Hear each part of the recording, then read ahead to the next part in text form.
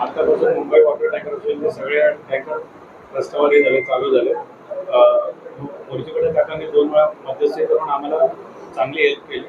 त्यांच्या मार्गदर्शनाखाली सीएम साहेबांची आमची मीटिंग झाली. सीएम साहेबांनी सांगितले ज्या ज्या नोटिसेस तुम्हाला आल्या त्या मी रिव्होक करू, त्याच्या पुढे तुमच्या कोणतीच कारवाई होणार नाही हे आश्वासन म्हणून आम्ही टँकर रोडवर बाहेर काढलेले आहे.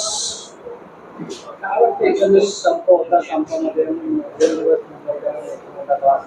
त्यानंतर तुमच्या जिल्हाधिकाऱ्यांबरोबर चर्चा कशा पद्धतीने तोडगा घ्यायला सर तोडगा प्रमाण निघाला. कलेक्टरने आम्हाला सांगितलं याच्या पुढे भविष्यात तुमच्या कुठली कारवाई नाही होणार आहे आणि त्याचं लिखित आम्हाला एक पत्र देणार आहे जेणेकरून कोणी आलं तर आम्हाला ते पत्र दाखवण्यात येईल, कामाला येईल.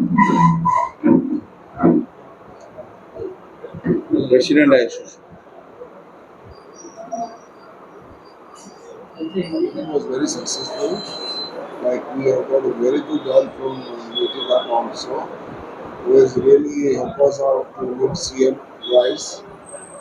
And like we have been assured by the government, there won't be any action further. And we have started our operation immediately tonight.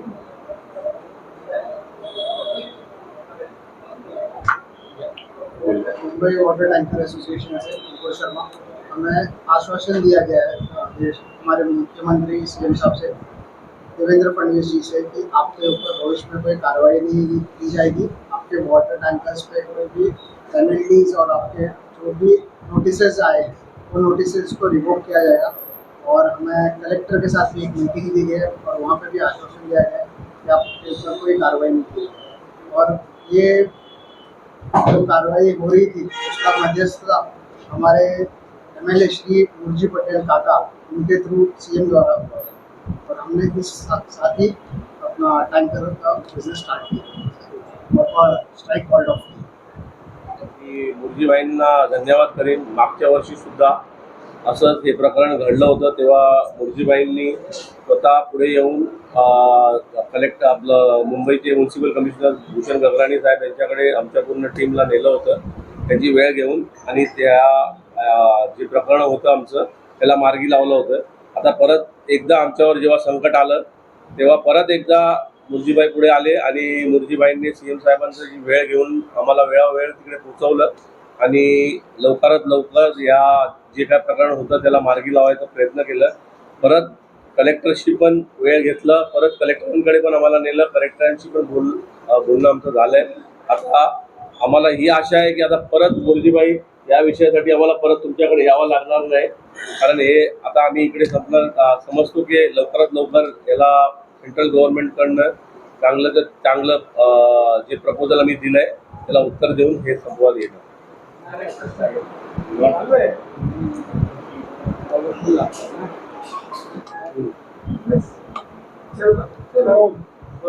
काका काय सांगाल, कारण 2 दिवसापासून Mumbai pad water tanker association संपावर गेले होते, मात्र तुमचं मध्यस्थीनंतर तोडगा निघाला. काय नेमकी तोडगा आणि काय नाही? सर्वप्रथम मी असोसिएशनचे सर्व पदाधिकारी आमच्या समोर आहे, त्यांना मनापासून अभिनंदन करतो की त्यांनी सरकारकडे, आज मी सगळे गेलो होतो, माननीय मुख्यमंत्री होते आणि त्यांनी जे त्यांची समस्या होती सरकार समोर मांडली आणि सरकारने तात्काळ असोसिएशनच्या जे मागण्या होत्या ते मान्य केलेल्या आहे. आणि आजपासून कुठल्याही टँकर चालकावर किंवा मालकावर कुठलीही कारवाई हा मुंबई शहरामध्ये होणार नाही याची आश्वासन महाराष्ट्र शासनाने दिलेली आहे, मुख्यमंत्री साहेबांनी दिलेली आहेत. आणि आमचे उप विभागाचे पालकमंत्री,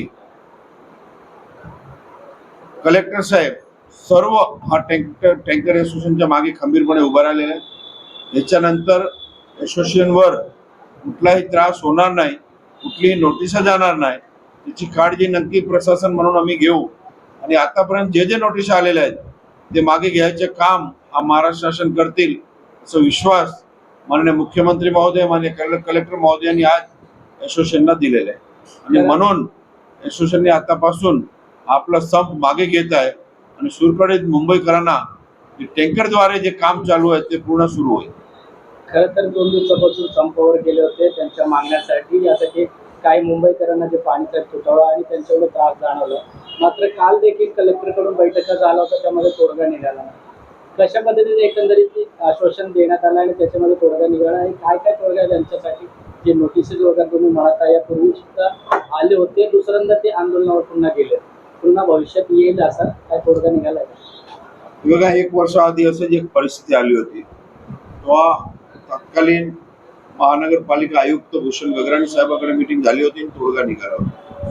परत 1 वर्षांनी आता काही लोकांना जे नोटिसेस आलेले आहेत ते नोटीस मागे घ्यायचं काम महाराष्ट्र शासन करतायत. मुख्यमंत्री महोदय कलेक्टर महोदयांचं बोलणं झालंय, त्याच्या मागे परत अशी होणार नाही. आणि मुख्यमंत्री महोदयांनी अजून एक शब्द दिलाय की त्यांच्या मुख्यमंत्री महोदयाच्या कार्यालयातून सेंट्रल गव्हर्नमेंटच्या जे जे NOC वगैरे आपल्याला लागेल त्या पाठपुरावा माननीय मुख्यमंत्री महोदयाच्या कार्यालयातून करण्यात येईल आणि याच्या पुढे असोसिएशनला कुठलाही त्रास मुंबईमध्ये होणार नाही याची काळजी मी सगळं मिळून घेऊ.